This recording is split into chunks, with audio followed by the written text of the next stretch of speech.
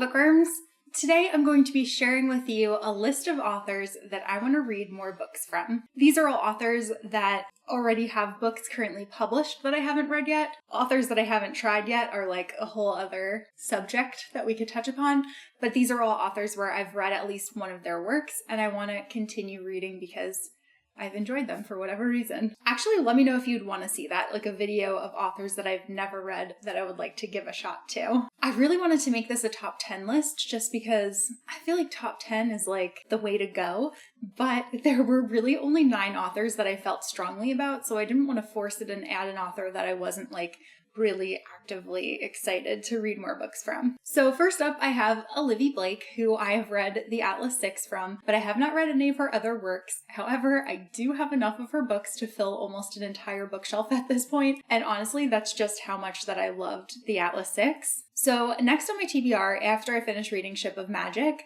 I really wanted to read One for My Enemy. However, my library loan for the Atlas Complex just came in, and I'm kind of feeling like I should go in that direction. Sorry, for the Atlas Paradox. The Atlas Complex is the last book, so I don't have access to that one just yet. But I just fell in love with Olivia Blake's writing style in the Atlas 6, and I'm really eager to explore more of her work. From her backlist, I also have Masters of Death and Alone with You in the Ether. And Olivia is also coming out with 3 new books next year, including the conclusion to the Atlas trilogy. Olivia is one of those authors that I'm pretty eager to call a favorite. However, I want to have a couple more books of hers under my belt before I put her on that list officially. I think that she comes up with some of the most unique concepts for her books, and I always appreciate an author who can write successfully within multiple genres, so she's definitely the one that is highest on my list. Next on my list is T. Kingfisher. So T. Kingfisher is another author that writes in multiple genres, though so far I definitely prefer her fantasy to her horror. So from the books that she has currently published, I have already read Nettle and Bone, which I just absolutely fell in love with, and I also read A House with Good Bones, which I didn't love that much, honestly. However, I do want to catch up on her backlist in both genres.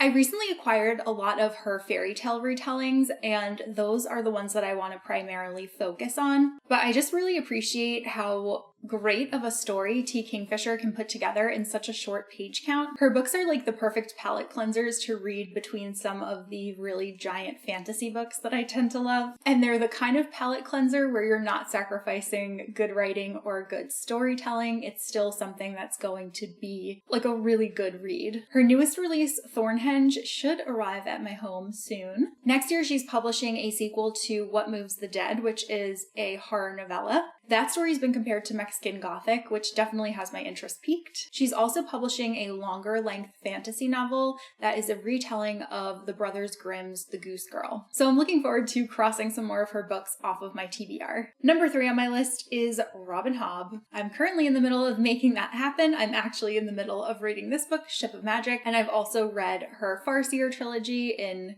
completion. Reading Robin Hobb is a big commitment because her books are so long and so dense. So before I pick up any of her books, which that's the thing, like she would be number 1 on my list because she is absolutely a favorite author for me, but before I pick up any of her books, I know that it's going to be extremely time consuming, and I have to kind of come to terms with the fact that I will not see the number on my physical TBR spreadsheet dwindling at the rate that I'm typically accustomed to, which, you know, is fine.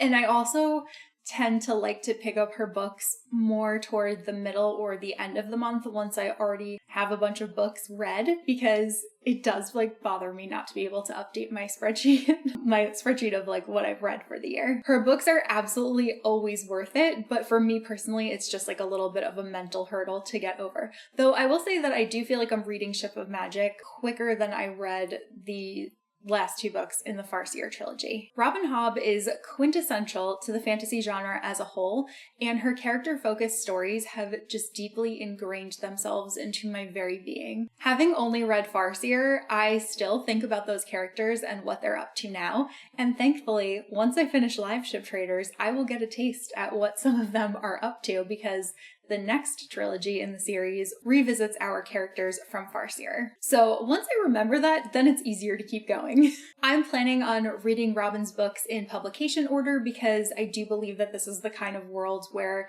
Each book builds upon the previous books, whether they follow the same characters or not. Since it's set in the same world, there definitely are elements that could affect or play a role in some of the other books. So once I finish Live Ship Traders, then I will be moving on to the Tawny Man trilogy. Number 4 on my list is TJ Clune. So from TJ Clune, I have only read The House in the Cerulean Sea, and I have been trying to hold up the book that I've read, but The House of the Cerulean Sea is on the top shelf of my bookshelf, and I'm kind of trapped behind my filming setup at the moment, and I can't reach my top shelf without like a stool, because it is that high.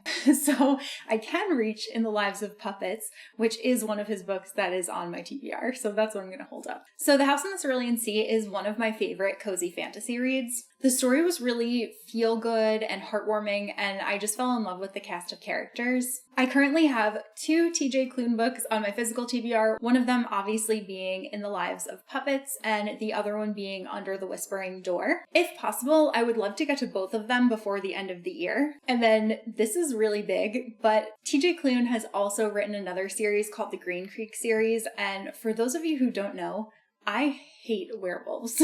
I just can't stand them, but I like TJ Clune enough that I feel like Wolfsong could potentially be the exception to the rule. So assuming I love the books I just mentioned as much as I love The House in the Cerulean Sea, I would be willing to give Wolfsong a shot. This is like very big personal growth for me. I have a very strong aversion to werewolves. Next on my list is Ryan Cahill. I recently just read Ryan's first novella, The Fall, which is the epic introduction to his Bound in the Broken series. With the exception of the novellas, the books in this series are tomes. There are 2 ways to get into it, so you technically could start with The Fall if you want to. I'm glad that I went the way that I did because I got kind of a taste of Ryan's writing and his world building, and it definitely got me really excited to dive into the main series. The other option is you could just start with book 1, because book 1, I believe, was published before the novella. Book 1 takes place 400 years after the events of The Fall, and it's more slower paced and character driven. So The Fall is like all action. But I was absolutely blown away by the story that Ryan Cahill told in just 95 pages. It can normally take a long time to get into a very chunky fantasy book because it takes time to get used to the world building and the characters and kind of grasp what's going on. But there was something familiar about Ryan's landscape. I was super intrigued by the lore.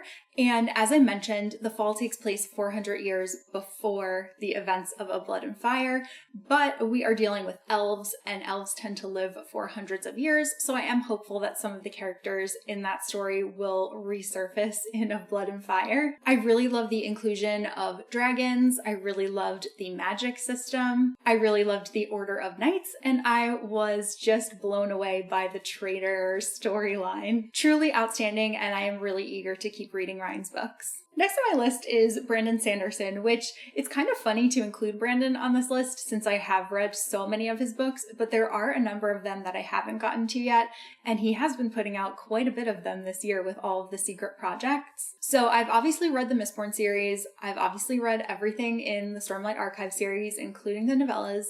I have read the Steelheart series, I have read Tress of the Emerald Sea. Have I read anything else? I wouldn't be surprised if I'm missing something, but my priorities for what I do want to read that I haven't read yet are definitely Warbreaker, Elantris, and Yumi and the Nightmare Painter. Oh, and also the second era of Mistborn. Brandon is a master storyteller, and I always love his books. Like, no matter what I pick up, even if it's not my favorite of his books, I know I'm gonna have a great time reading it. That's always a really good feeling, to pick something up and know that it's gonna be a solid read. Next on my list is Stephen King. So this is probably like really funny and obscure, but I have read one Stephen King book, and it was his nonfiction book called On Writing. I have not read any of Stephen King's fiction, which is probably so counter to anyone else who is a fan of him, but I really enjoyed On Writing. I've literally been saying for years that I want to read some of his fiction books, but I just never got around to it. My dad got me some Stephen King books in high school, and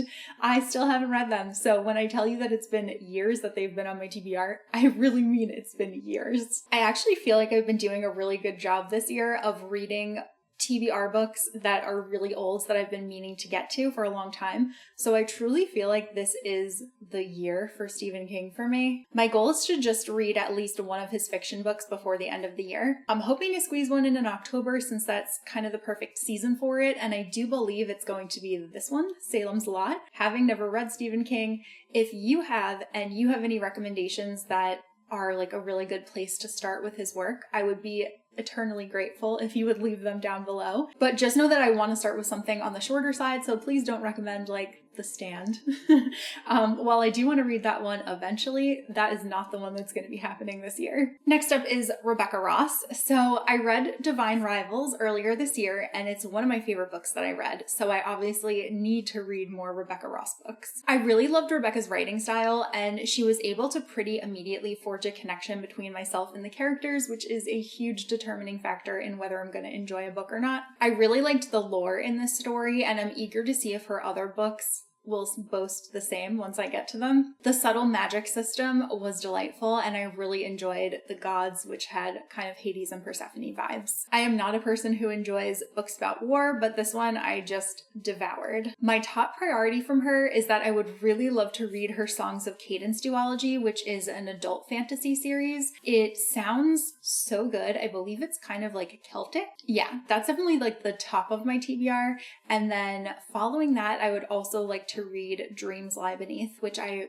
do have a copy of, so I will probably get to that one sooner rather than later. I think that one might be a little bit witchy. And of course, Ruthless Vows is coming in just a few very long months, so I'll definitely be reading that book the day that it releases. It's coming out on December 26th, so it's actually pretty exciting to already have a plan for the day after Christmas. And then number 9 and last on my list is Elisekova. So I have read this book, A Deal with the Elf King. I have read the second book in the series, which is A Dance with the Fey Lord. And I still have to read the next 2 books in the series, which definitely are my priority when it comes to her books.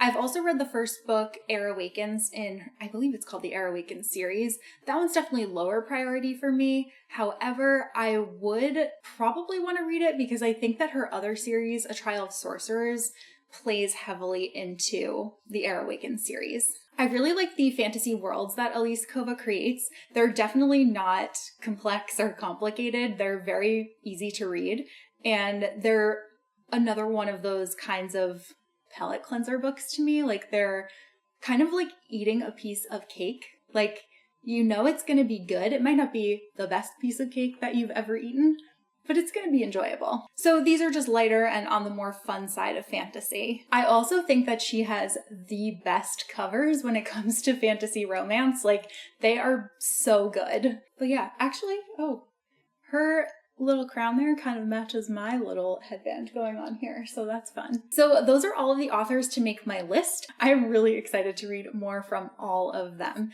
And again, leave me your Stephen King beginner recs because I need direction. Let me know some authors that you want to read more books from, and that is all that I have for this video, so I will see you guys soon in a new one.